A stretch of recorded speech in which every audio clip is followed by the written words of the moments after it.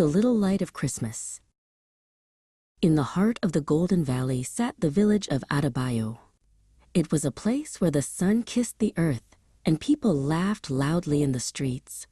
Among the villagers lived a young girl named Zara. She was known for her quick smile and a heart that was as vast as the African sky, even though her family had very little of their own. As Christmas Eve approached, the village hummed with the excitement of the coming holiday. Inside Zara's home, the air was quiet. There were no colorful ribbons hanging from the rafters, and no sweet scent of roasting meat wafted from the kitchen.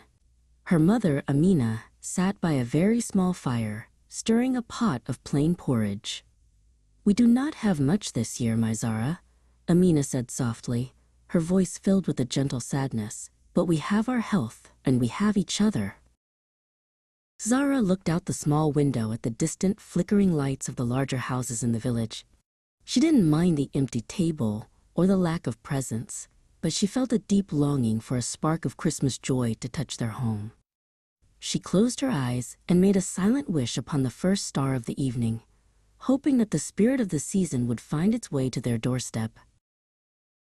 While searching for a spare blanket to keep them warm through the night, Zara's fingers brushed against something smooth in a dark corner of a cupboard. It was a single, slender white candle, the very last one in the house. It was plain and unlit, but to Zara, it looked like a bar of fallen moonlight. She held it carefully, feeling a sudden surge of determination in her chest. Zara wrapped her shawl tightly around her and stepped out into the cool night. Near the village well, she saw an old man named Django sitting alone in the shadows. He looked weary, and his hands were tucked into his sleeves to hide from the chill. Zara walked over and gently placed her candle in his hand. "Please, take this," she whispered. Django looked up, his eyes twinkling like embers. "Child," he said, "your heart shines brighter than any flame." As Zara walked back to her house, the night didn't feel dark anymore. The air seemed to shimmer with a strange golden dust, and the wind carried the faint sound of bells. She stood on her porch for a moment, looking back toward the well.